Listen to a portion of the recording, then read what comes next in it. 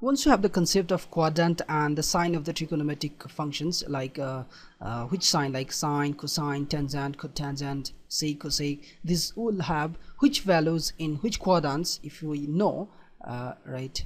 I mean, based on this, like here here cosine and sec are positive, you know, CAST rule. We have already discussed about this. All right, here cos and sec is positive, here all is positive, here sine and cosine is positive, here tan and cot is positive. Now based on this concept, we need to find the values of 5 other trigonometric functions. We need to find the values of other trigonometric functions. Here we have cos x equals to minus half. Then what is sin x, tan x, cot x, sec x and cosec x, that we need to find out. Okay, so here we have cos of x equals to minus 1 by 2. Here we have now two methods to solve this. One is using identity and another is showing that in the graph. You know, you can say graphically. We can understand by graph also, and we can do it by identity also. Let's first do by identity, and then we'll try to do that with a graphical method. If you don't understand by the identity method, then skip for the graphical method. All right, so here we need to find out sine, cosine and all this, right? We need to find out what is the value of sine x. We need to find out what is the value of tan x. All right, and similarly we need to find out what is the value of cosec of x. We need to find out value of what is sec of x, what is the value of cot of x. All right, these things we need to find out. So to find out, first I'm using one identity that we had learned: sine square of x plus cos square of x is equal with 1. So now sine square of x I don't know, so I'm putting it as it is, but I know the cos square of x, that's minus 1 by 2 whole square equals to 1. So it's going to be now sine square of x plus 1 by 4 equals to 1. So sine square of x is actually 1 minus 1 by 4. That's going to be 4 minus 1, that's 3 by 4. All right, so sine of x, it's going to be plus minus root 3 by 2. Actually it was a square, and to remove this square I put the root both side. All right, so I got minus 3 by 2. Now I got the sine x. So we know one thing, that sine x, if we have, then cosec of x is the reciprocal of sine x, 1 over sine x. All right, so it's 1 over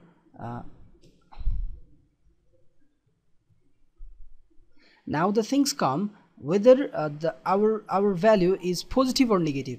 So here the quadrant rule lies, because here now the term comes whether it is positive or negative. All right, so here the concept of this sign, trigonometric sign concept, this quadrant concept comes. All right, and here question is saying x lies in the second quadrant, so sign in the second quadrant is always positive. So here our sign value, so I can write here, since x lies in second quadrant, therefore sine of x equals to positive root 3 by 2.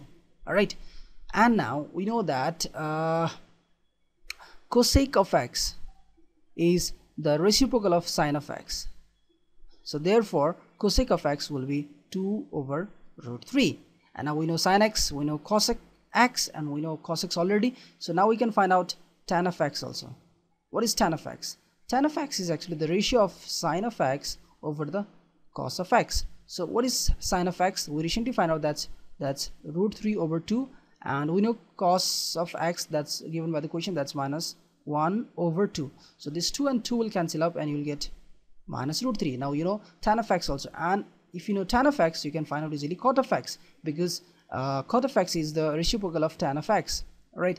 And then it is 1 over minus root 3. So I can put this minus here and root 3 here. And sec x, now sec x is actually the reciprocal of cos x, so cos x actually cosine of x.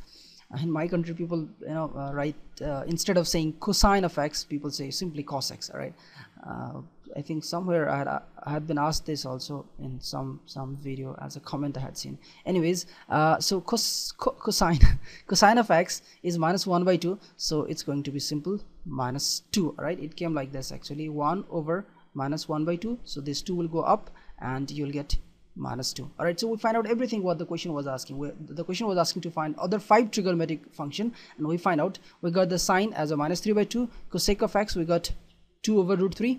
All right, because in the first quadrant these are positive, and tan of x we get negative, because in the second quadrant tan is always negative, cot is also negative in the second quadrant, alright, and we got minus 1 by 3, and sec is also negative in the second quadrant, so we got minus 2, and all the rest of this 5 trigonometric ratio was a trigonometric function we find out. This was by using identity. And now how we can solve the same question using by making figure, by making by showing in geometry, alright. Let me draw a graph like a structure, rough graph type of a structure, alright. Question is saying my x lies in the second quadrant. See, cos of x equals to minus 1 by 2, where x lies in the second quadrant. So I'm going to make the figure in the second quadrant, all right. So let's say I have a right angle triangle in second quadrant, all right, and this right angle triangle, right, this is our hypotenuse, all right. So this hypotenuse is making, let's say, angle theta, no, not theta, x, all right. This is our angle x, okay. Now since this is angle x, so this part will be my base and this part will be my hypotenuse, all right. Always the longest side is hypotenuse, and this side will be the perpendicular, the opposite, all right. Opposite of the angle is called perpendicular, so this is my perpendicular, right. We also say this is hypotenuse h, perpendicular p, and the base b, all right. And we are given that cos of x is minus 1 by 2, so it means cos of x is actually the ratio of base over the hypotenuse. So if base is minus 1a, a is any number you can say, or you can choose anything, like anything, you know, like 1a, then hypotenuse is 2 of a, all right. So what's your base now? This base, all right, let me do with another color, all right. So if this base is minus of a, then this hypotenuse should be twice of a, all right. And since this is a right angle triangle, I can use now Pythagorean theorem to find out the p, and Pythagorean theorem says that square of the hypotenuse is equal with square of the perpendicular and square of the base, sum of the square of the perpendicular and base. And now I need the perpendicular, so it is h square minus b square. And now here perpendicular p is actually hypotenuse, I have now twice of a, so it's 2a square, and b is how much? That's a, so it will be a square, that's going to be 4a square minus a square, all right. So perpendicular square is going to be 3a square, so therefore perpendicular I'm going to get root 3a, all right. So this also I got root 3a. And now you can find out everything whatever you need, all right. Now we need to find out, suppose, sine of x. So sine of x is perpendicular over the hypotenuse, all right, perpendicular over the hypotenuse. And what's our perpendicular? Recently find out root 3a. And what's hypotenuse? That's 2a. So a and a cancel, and we got that is root 3 by 2, all right.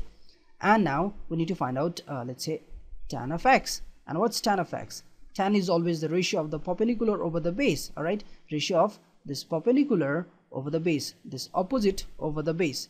So the opposite is here root 3a, and base is here minus of a, all right. So this this a and a will cancel up, and you'll get root 3 minus root 3, all right.